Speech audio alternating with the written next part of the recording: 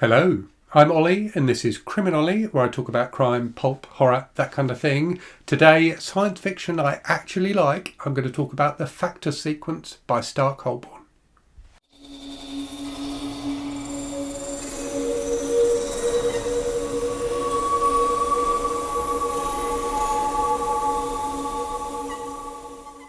So Stark Holborn is an author you may not have heard of, but who you should definitely check out if you like pulpy adventure type stuff. I think they're an absolutely fantastic writer and I've been enjoying their work for a few years now.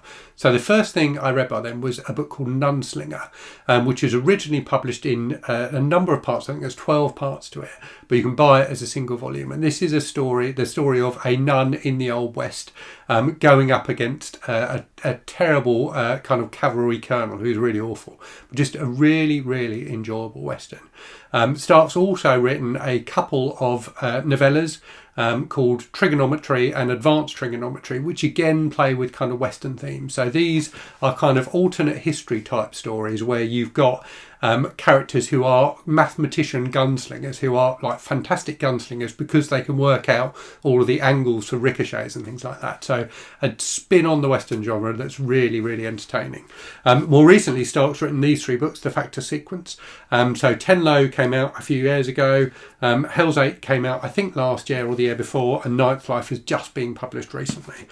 So these are science fiction books, but they definitely have that kind of Western vibe to them. They remind me a little bit in terms of the setting of the Star Wars TV show The Mandalorian, which I'm a big fan of. So that kind of like desert moon style setting where you've got characters who feel like they could be characters from Westerns, but set in a kind of a sci-fi setting. So yeah, Factus is a moon, and these stories all take place on that moon and follow a variety of different characters who are kind of interlinked with each other. If I've got one problem with these books, it's a really silly problem, which is they've all got numbers in the title, and a lot of the characters in the books have numbers in their names, but the numbers go in the wrong order. So the first book is Tenlo, and focuses on a character called Tenlo, who's a kind of medic type character. The second book is Hell's 8, so it goes 10, 8, and then the third book is Ninth Life. And that, I just find that slightly confusing, but that's a very, very minor quibble. So yeah, what these books all have is just a really enjoyable vibe. They are sci-fi adventure stories. They're a bit Mandalorian, as I've said, a little bit Mad Maxy. They've got that sense of kind of anarchy to them. But they all have this kind of pulp sensibility at their heart, and they're all about like underdogs fighting against oppressors. So Hell's 8, for example, has a character called Zune, who's like a cattle baron from an old Western. He's like this rich guy who's trying to take over Factus, the moon, and it's about the characters, this kind of ragtag group of underdogs fighting against him.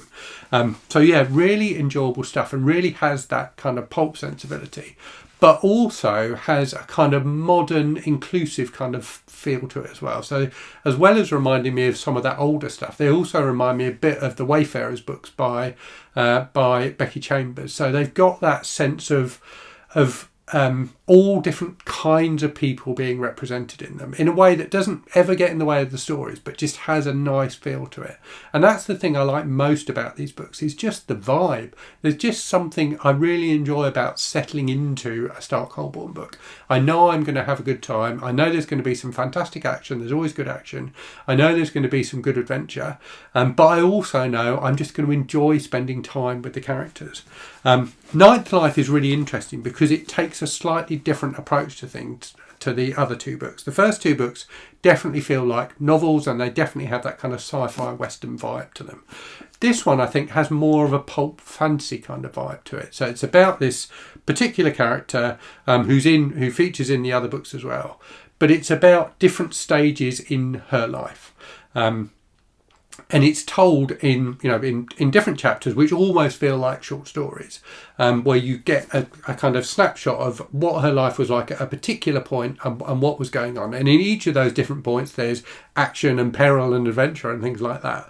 But they come together to kind of form her character. It really reminded me of the way Robert E. Howard wrote the Conan stories, where you get these different stories about different points in Conan's life, often where, you know, the character of Conan is completely different than he's been in previous stories. You know, he's doing a different thing. He's a pirate in some, he's a king in others, you know, that kind of thing.